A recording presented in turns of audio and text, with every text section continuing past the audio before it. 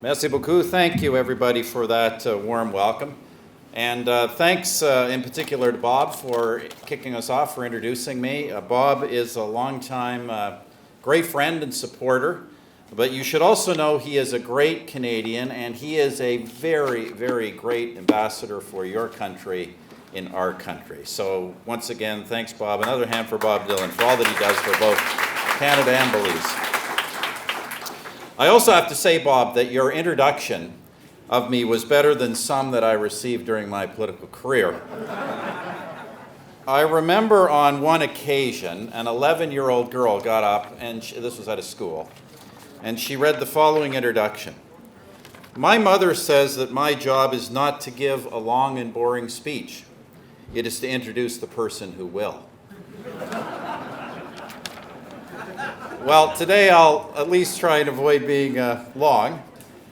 Save some time at the end. David Knight-Legg is going to ask me some questions at the end. David's also come to us from Canada via France and Germany. So because I'd never answer his questions in Canada, this is the only way you could get to ask me questions. But we're glad David is here as well. And let me just say how delighted I really am to be here. As Bob mentioned, the first Canadian Prime Minister, or former or present, to be here on an official visit. I want to thank all of you, particularly you, Prime Minister, for your kind invitation to be here. Thanks to Minister Koyi. I've enjoyed the time we spent together the last couple of days. This is indeed my first visit to Belize, although from the growing and rapidly growing number of Canadians who come here, I have long heard really great things about this country.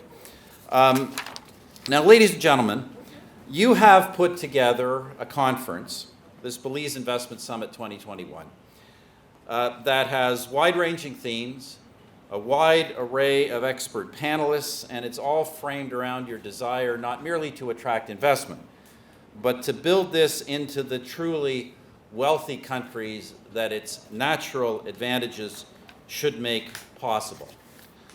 I should also note that this is not an isolated effort on the part of Belize. I've looked at a number of government reports and documents and statements from the Prime Minister and other ministers over the last few years, particularly last year, and it's clear that this country is making a sustained effort at analyzing its options and its possibilities. As a first-time visitor, I have to say, as a first-time visitor, I will not presume to tell you how to develop your own country.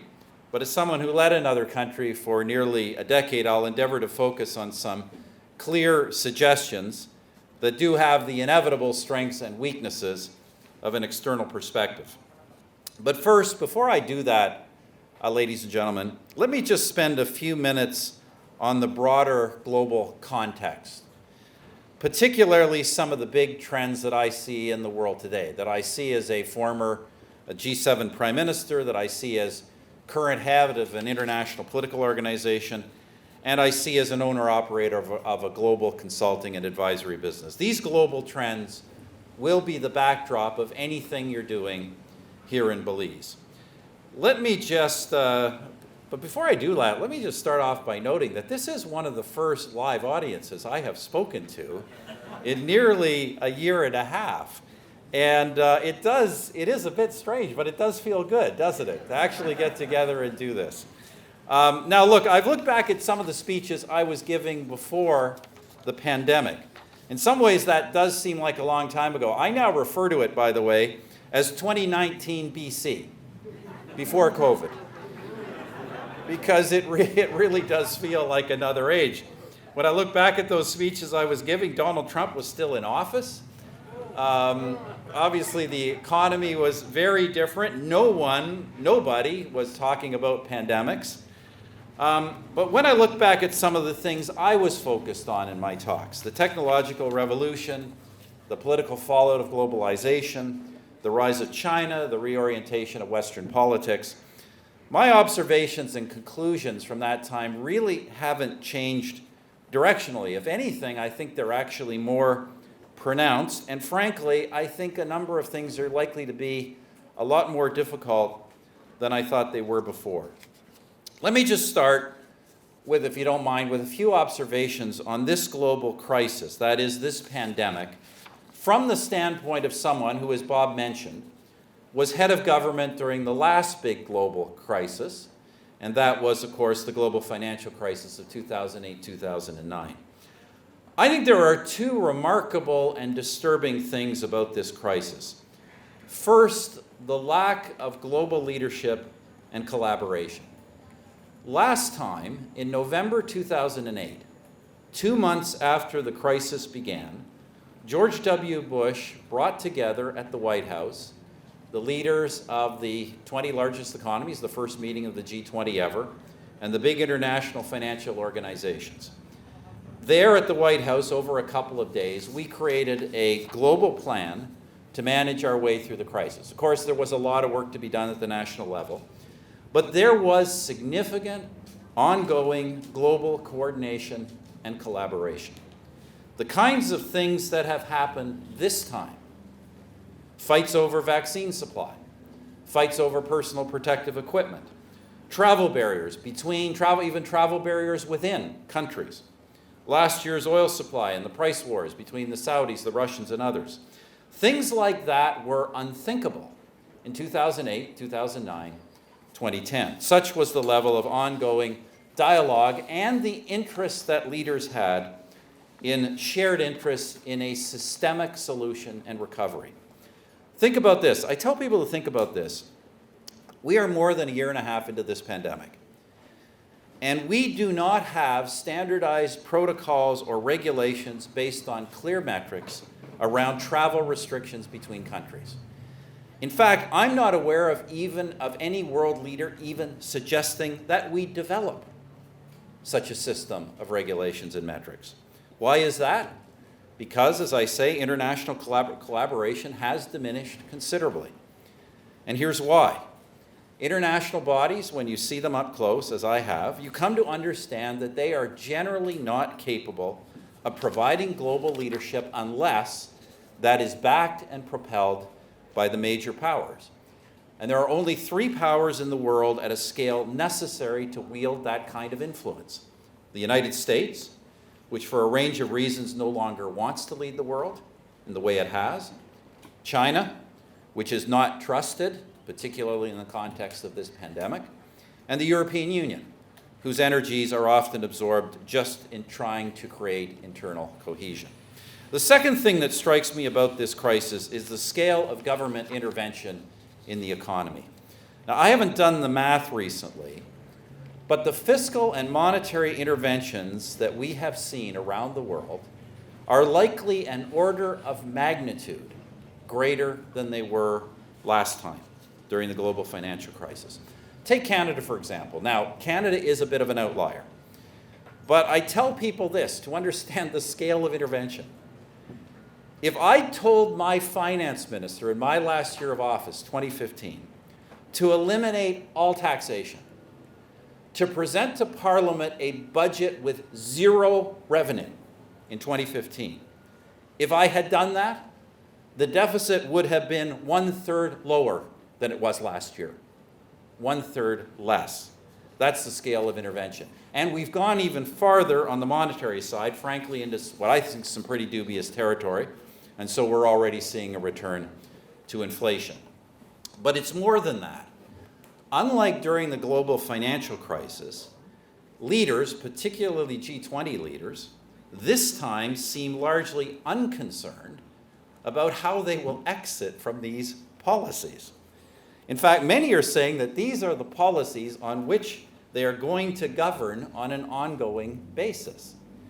And I can tell you that if that is true, the consequence is going to be a rude awakening. Countries that do not have an exit plan from this, that do not have a realistic private sector-led growth plan, they are going to have real serious difficulties.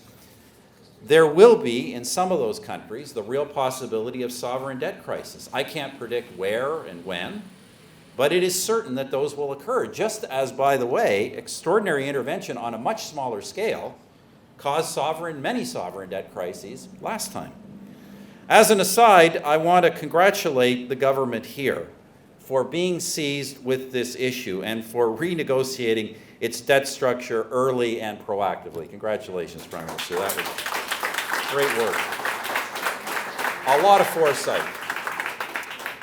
But in many places, I can tell you the political management of things like large-scale deficits and debt are going to be a central issue in very short order, and they're going to be a central issue in what was already a very challenging political environment before the pandemic. I wrote about this at length a while back in my book called Right Here, Right Now, Politics and Leadership in the Age of Disruption, from the Signal Division of Penguin Random House, available online at bookstores near you. My publisher always likes that. He always appreciates that. In the title, I use the word disruption deliberately. You know, we hear this term disruption used frequently to describe this era. Disruption in business models, disruption of trade patterns, disruption caused by new technology and the like. But this disruption is not merely a business phenomenon. It is also a social phenomenon, and increasingly it is a political phenomenon. The rise of social media in particular has enabled political networks to develop rapidly, often outside of established institutions and outside of established channels of communication. Combine that with the economic effects of globalization. In a lot of Western countries, that's meant the stagnation of middle and working class incomes. And what you have is a series of events, and all of this explains the appearance in most democracies of new and unconventional political parties and leaders. Populists and nationalists on the one hand, neo-Marxists and environmentalists on the others, parties and leaders who are often attacking in whole or in part the basic assumptions of globalization, the basic assumptions of the post-Cold War era, freer markets, freer trade, freer immigration, and globalization generally. And so what we're seeing in a lot of Western democracies is the traditional left-right spectrum that used to be defined by market versus government is increasingly cross-cut by a new spectrum, defined, for lack of better terms, by populists versus elites. And we're witnessing, as a consequence of all that, the growing fragmentation of political fragmentation in many advanced Western democracies. I can predict with pretty high certainty that the pandemic has not made these dynamics better, and that it will seriously amplify the social and political stresses that we were seeing before the pandemic. So, the politics of Western democratic nations are, in my view, going to become more difficult. And the other big geopolitical trend, the rise of China, is also going to continue. I think it's fair to say that most observers believe that, at least in economic terms, China is coming out of this pandemic in a much stronger global position. I also think that is true, but I also think it bears some careful watching. The critical element is Xi Jinping, whom of course I know through my days as Prime Minister. Unlike his immediate predecessors, Xi has made the aspiration of China to world leadership explicit. And he is pursuing that strategy through a series of economic and other actions, the effect of which would be to create a global hub-and-spokes economy with China at its center. Those actions include the Belt and Road Initiative, the Asian Infrastructure Investment Bank, and a whole range of bilateral measures around the world. That is Xi's ambition for his nation, but his immediate achievement has been for himself. And that has been the scrapping of Deng Xiaoping's system of collective leadership and returning China to one-man rule for life. Now, ladies and gentlemen, one-man rule for life almost always ends in a combination of tyranny and/or stagnation.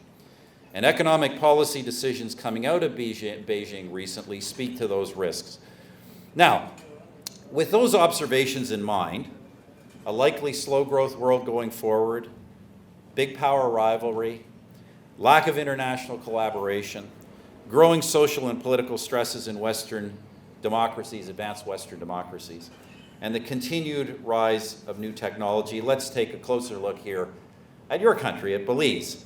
Today, this is a country of relatively modest income. Now, Prime Minister, I'm going to quote your predecessor, as I once heard your former Prime Minister, Dean Barrow, when someone said to him, I was at an international conference, and someone said to him that Belize was a middle-income country. Prime Minister Barrow said, and I can't remember the exact quote, so I'm paraphrasing. He said something to the effect that along these lines. He said, yes, but when you say we in Belize are middle sized, you need to understand we are a big mouse and not a small elephant. I like that. But that said, this country does have exceptional strengths and potential. It's a multilingual country, of course, officially English speaking, with British common law and land title and protections common to Commonwealth countries and the United States. You're also positioned at the intersection of North America, the Commonwealth, the Caribbean, Latin America, and something which is reflected in a population that is both diverse and remarkably unified. And of course, you have abundant natural beauty, a diversified resource export base, including some value-added sectors in agriculture, all with a stable, democratic, uncomplicated political system, a stable currency, and you have had a pretty positive policy environment. Low taxes, which is something, by the way, that always matters, including no capital gains tax. Taken together, that is a pretty impressive list of strengths. Now, I'll just add one thing to that. I had set in an original draft and a very high position in terms of ease of doing business. The truth of the matter was that was true until recently, until a few years ago. It was very high and it has sunk, as the Prime Minister mentioned, but now it is turned around, and that is why you're saying Belize open for business. So that's a great change. But as I say, taken together, this is a very impressive list of strengths. There are very, very few emerging economies that have that many natural advantages. And those have been reflected in an economy that, well, it has been, as we all know, very hard hit on the tourist side by COVID-19. Seems to be, according to the statistics I have read, bouncing back very, very strongly and rapidly. I also note that growth here in recent years has been particularly helped by the emergence of Belize as a major resort and retirement destination. In fact, with spectacular growth numbers and tourist figures, including from Canada, numbers which I'm sure you're all familiar with. But you have, in my opinion, been pursuing a relatively differentiated strategy in this regard. And that is to say, eschewing large-scale tourist development in favor of more boutique, higher-end opportunities. Now, whether that is by design or evolution, I think that's a wise strategy. For one thing, such development will help sustain the natural environment that drives people to come here in the first place. It is impressive, by the way, and I have to say this, it is impressive to see how seriously the plans for economic development in Belize take environmentalism and sustainability into account. And it's impressive to see the extensive environmental protections that already exist here, both for lands and for waters.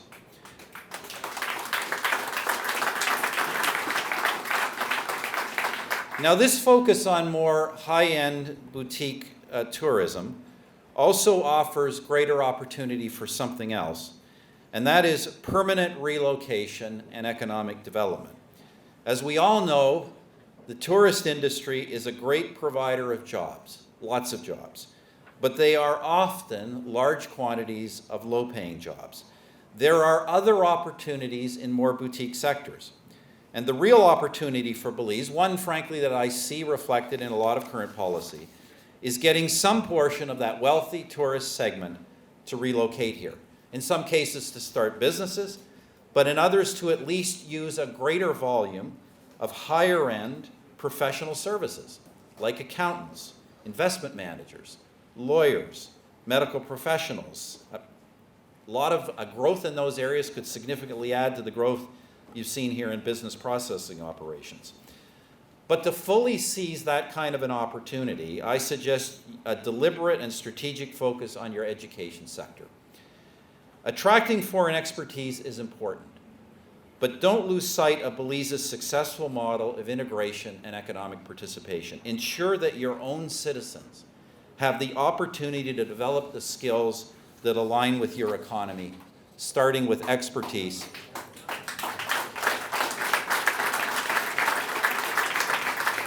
Starting with excellence and expertise in professional services around hospitality and tourism.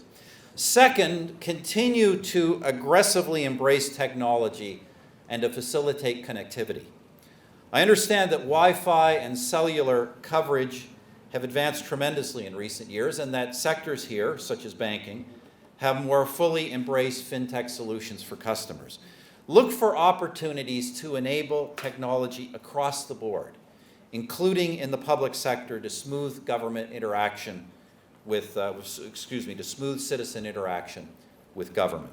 Strive to be digital first in every way. Be the most connected, digitally forward country in the region. Now, I know some here have asked the question, because I've been asked it, whether Belize could someday be a Singapore or maybe a Dubai. I encourage you to be ambitious. To be ambitious and to set aggressive goals, and to make sure they are grounded in your country's specific strengths. And, by the way, this is key, that is often forgotten, have a tangible, granular, achievable plan to get there. To be a global trade and investment hub, to be frank, does, I think, require significant scale, much, much bigger than Belize is today. And frankly, not a scale that I think for lifestyle or environmental reasons that you would really want. But Belize could certainly use its geographic and cultural position to be much more of a regional trading, investment, and distribution hub. Geopolitics, which once made this place very isolated in this region, now makes it that kind of a potential hub. But the legacy of that isolation is your relatively underdeveloped infrastructure. I'd be making major infrastructure development a national priority, but I would suggest that this not be done simply through large-scale government investment. That would create very high risks for increased indebtedness. Instead, the key will be to draw in major investors through public-private partnerships. But to do this properly is no small thing. Your leaders need to arm themselves with real expertise in creating and negotiating such arrangements. You need world-class advisors that you can trust, meaning that, among other things, you must be sure they are not sitting on both sides of the table. I'd also say be very leery of those bringing debt gifts, particularly the Chinese government. That's probably not necessary to tell you here, since you've long maintained diplomatic relations with Taiwan. Another issue around becoming a significant regional hub may be the financial sector. Now, to be truthful, I've only started to kind of educate myself on this, but you may have to examine your banking and currency regulations and ask yourself whether they are akin to the kind of arrangements found in international financial sectors. Could this country become a regional financial hub? If it could, that would take economic development to a whole new level. Finally, let me just talk about energy, which I know is a serious challenge here, and let me just express a cautionary note. When it comes to energy availability, affordability, and security, focus on energy supplies that are reliable and cost competitive at significant scale. Those who lose sight of this, even in the most advanced Western countries, will do serious long-term damage to their economies. Besides, I think your government has discovered a bit of a secret sauce here in the Blue Bond Agreement. And Prime Minister, I congratulate you and your cabinet colleagues on that achievement. I think it is a masterstroke. Congratulations. A great innovation. And you got there first. There's going to be a whole lineup now of countries wanting to do that. With capital allocators and governments, increasingly considering environmental, social, and governance outcomes, this Blue Bond Agreement is an important example of leveraging the strengths of Belize. And let me just add this with respect to ESG. Let me repeat a perspective that I recently articulated at a major investment conference in Saudi Arabia. When it comes to ESG, I view governance as the key factor. It is governance that enables society to achieve progress on social and environmental objectives and to marry those objectives with traditional economic ones. Ignore governance, and not only are you poorly serving your citizens, but social and economic policies will not succeed. Now, ladies and gentlemen, let me just conclude with this. I've had a great welcome here, and yes, I am looking to getting out of a suit. I've had a great welcome here. And something I've heard, by the way, universally from those who come here. I have never had a bad story about Belize from a Canadian visitor that I have encountered. This is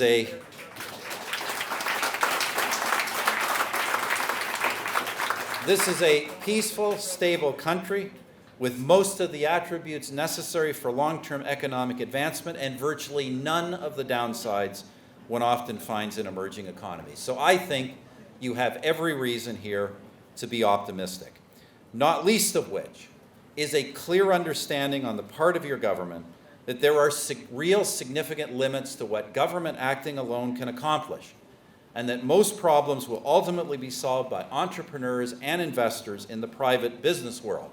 As, by the way, when you look at it, COVID-19 is ultimately being solved, not by lockdowns and social restrictions imposed by government, important as those have been, but by vaccines developed by private companies. Let me also just note in concluding my own record, in an age of, as Bob mentioned, in an age of growing resistance to trade and immigration and investment in many Western democracies, the government I led encouraged investment in business. We brought Canada out of the global financial crisis far more quickly and strongly than most. We expanded Canada's free trade network tenfold. We ran in largest terms the largest legal, economically focused immigration program in the world, and we left a balanced budget, the lowest federal tax rates in 50 years, and record investments in social programs and other areas, physical infrastructure. Now, of course, those things were not done overnight. We began in Canada with a strong country with exceptional assets, and we pursued those policies through a strategy implemented over a decade across many policy areas. But that is all to say that we at Harper & Associates can be helpful to those who are trying to build success while navigating current trends. Once again, thanks to the government and to the people of Belize for your hospitality and for the opportunity to share these reflections today, and I look forward to David's questions. Merci beaucoup.